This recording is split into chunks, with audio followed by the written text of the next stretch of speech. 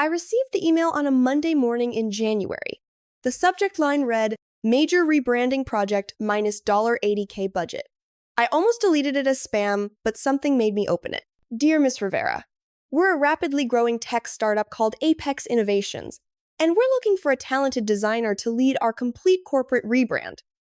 We found your portfolio online and believe your aesthetic perfectly matches our vision. Budget is $80,000 for complete brand identity, collateral, and website design. Are you available to discuss this week?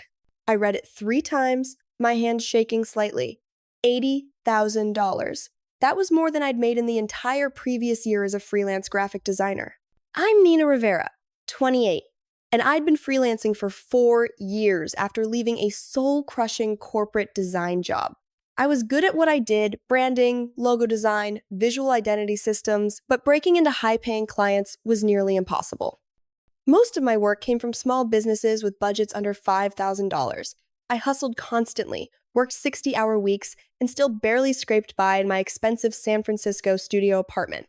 An $80,000 project would change everything. I could pay off my student loans, build savings, maybe even afford health insurance that didn't have a $5,000 deductible.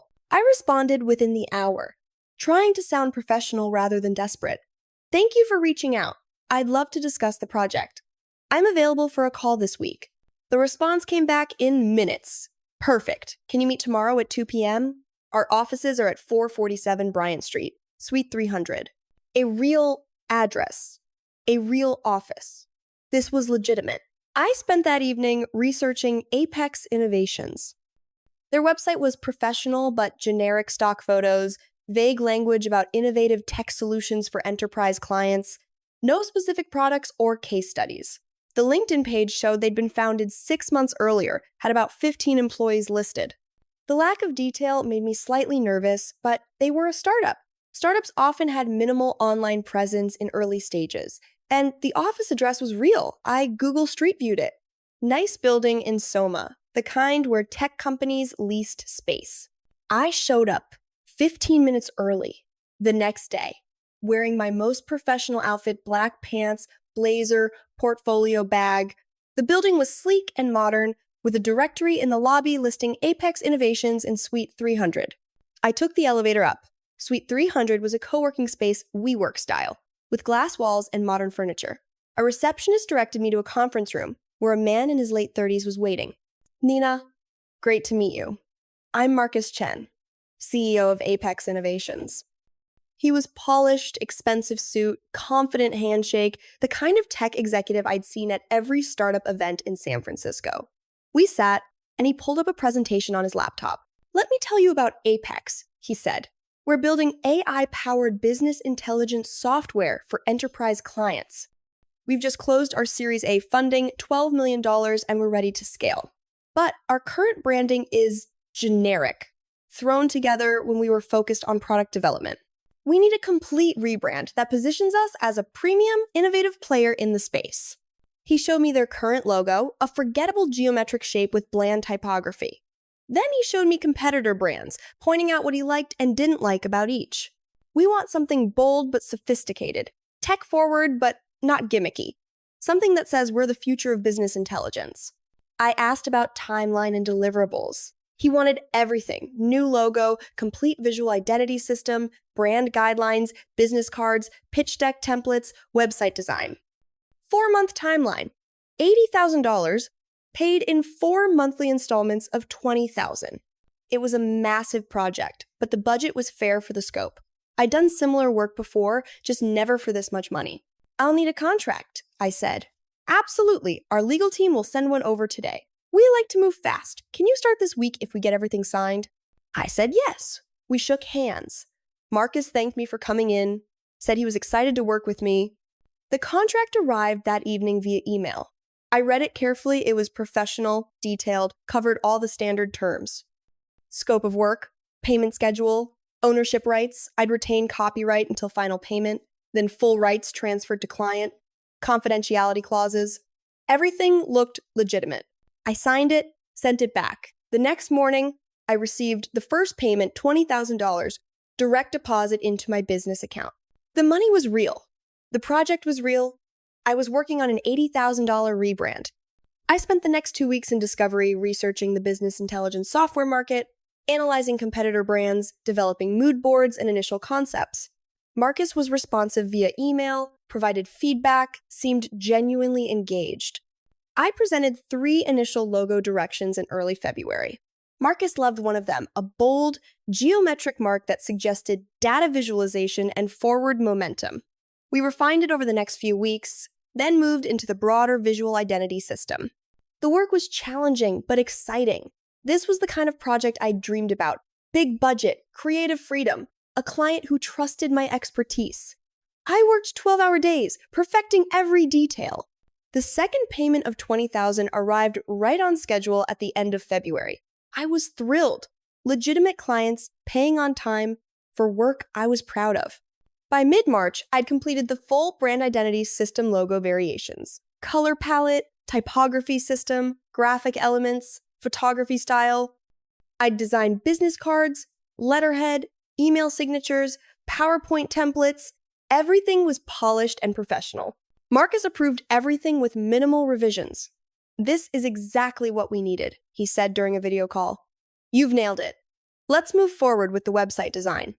The third payment arrived on schedule, $60,000 total received. I'd never had this much money in my account.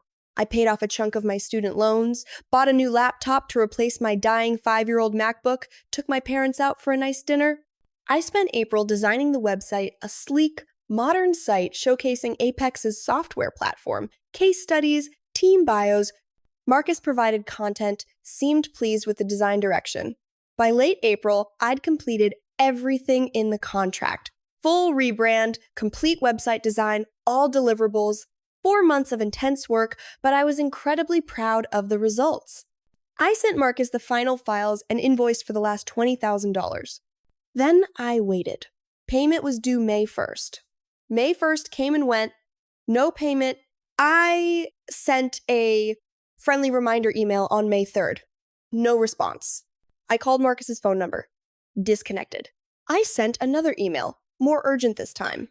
Bounced back email address, no longer valid. I felt cold dread settling in my stomach. I drove to 447 Bryant Street, took the elevator to Suite 300.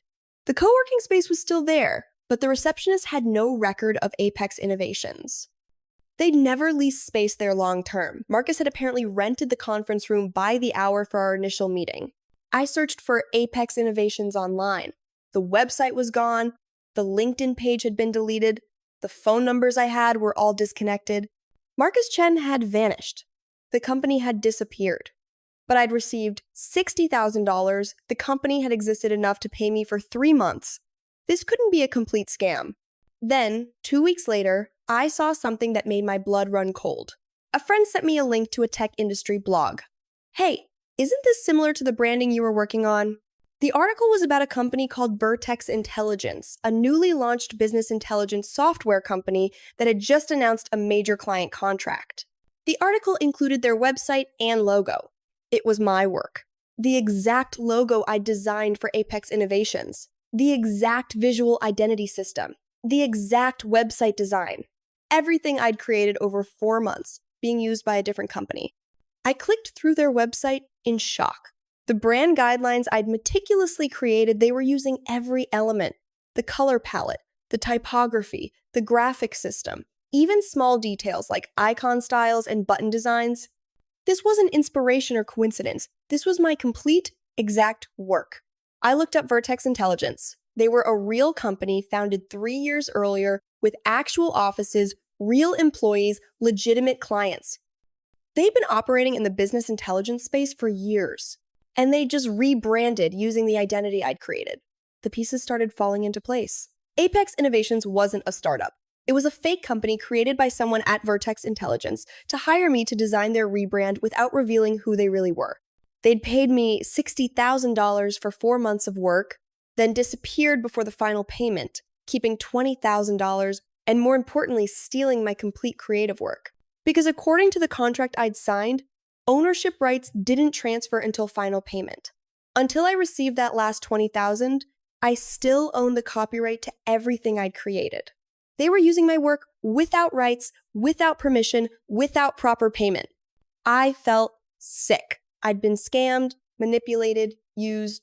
Someone at Vertex had created an elaborate fake company, rented a conference room, paid me just enough to keep me working for 4 months, then stolen my work and ghosted me.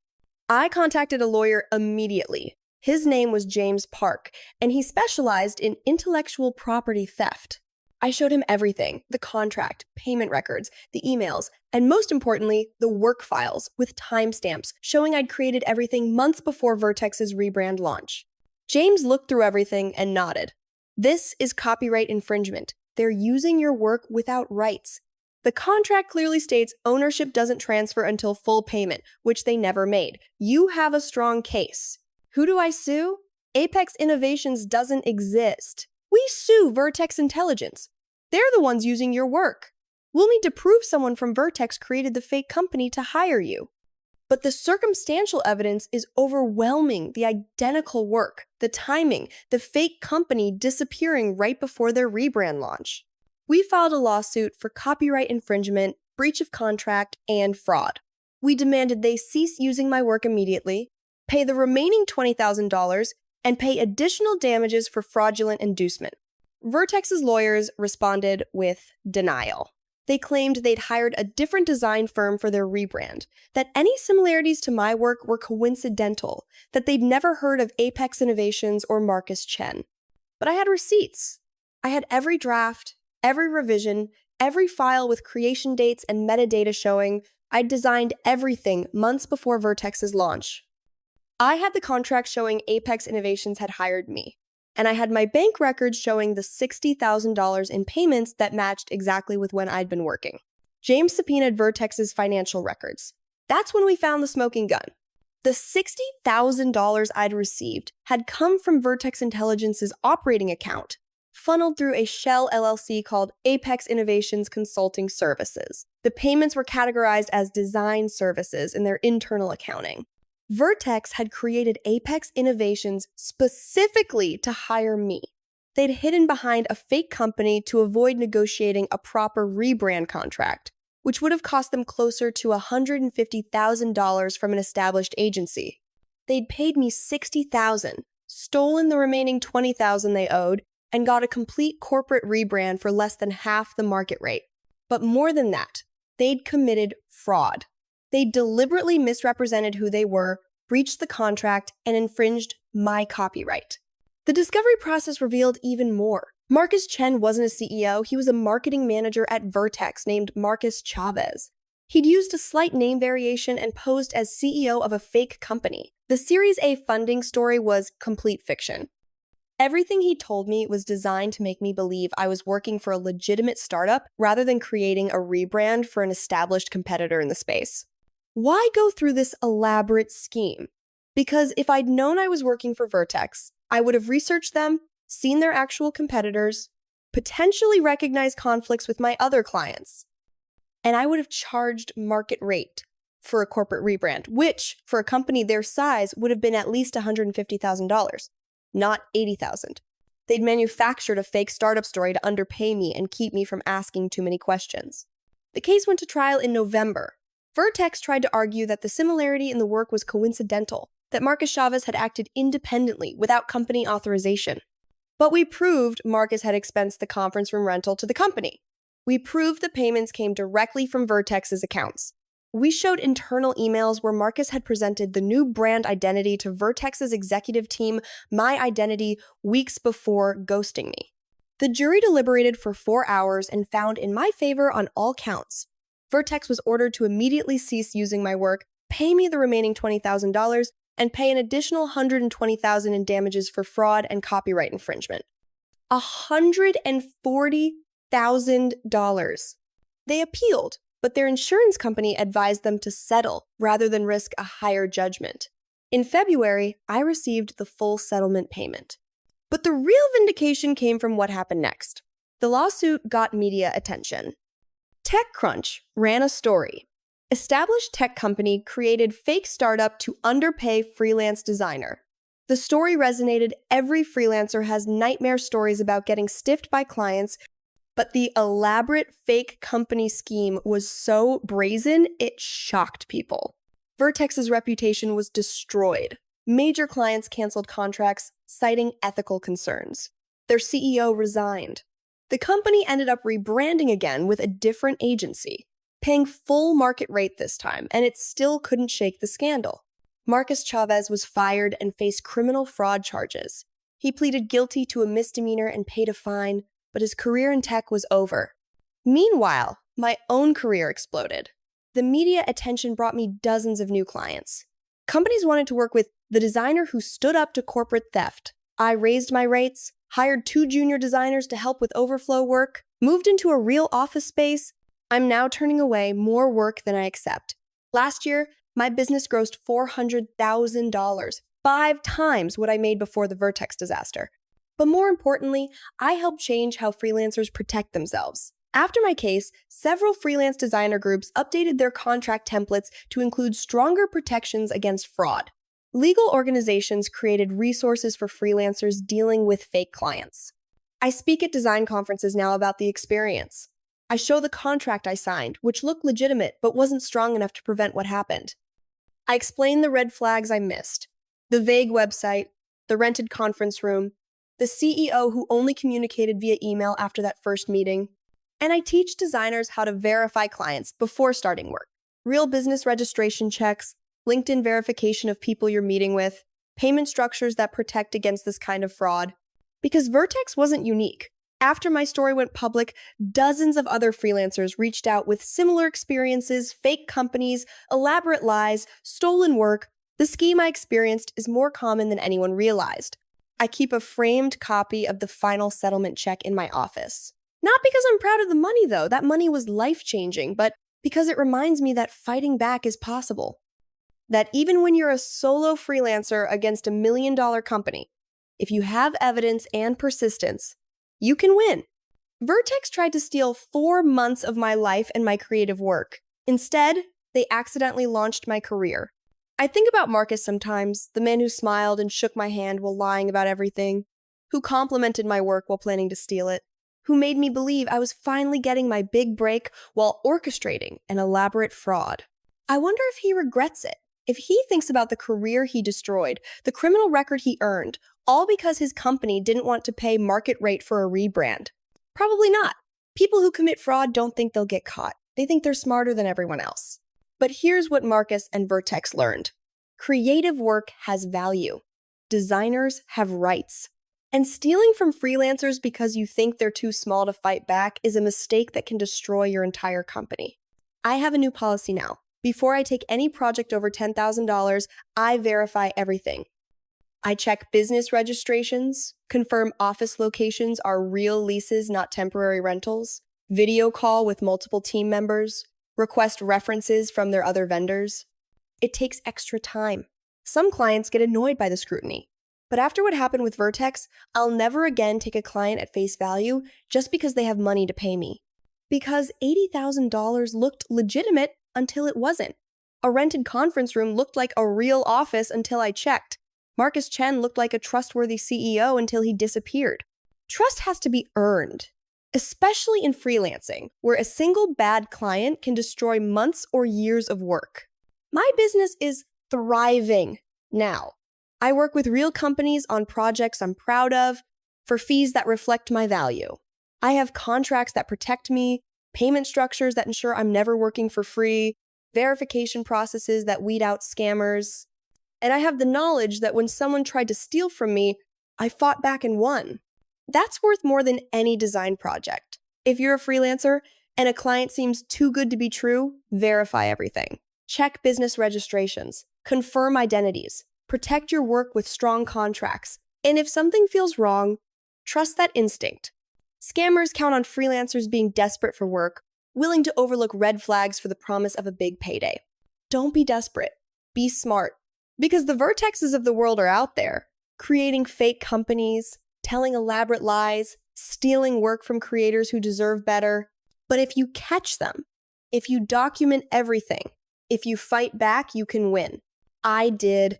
And now Vertex Intelligence is a cautionary tale about what happens when you try to cheat a freelancer who refuses to be cheated. Sometimes the underdog wins, sometimes justice actually works, and sometimes the person who tried to destroy you ends up destroying themselves instead. That's the best rebrand of all.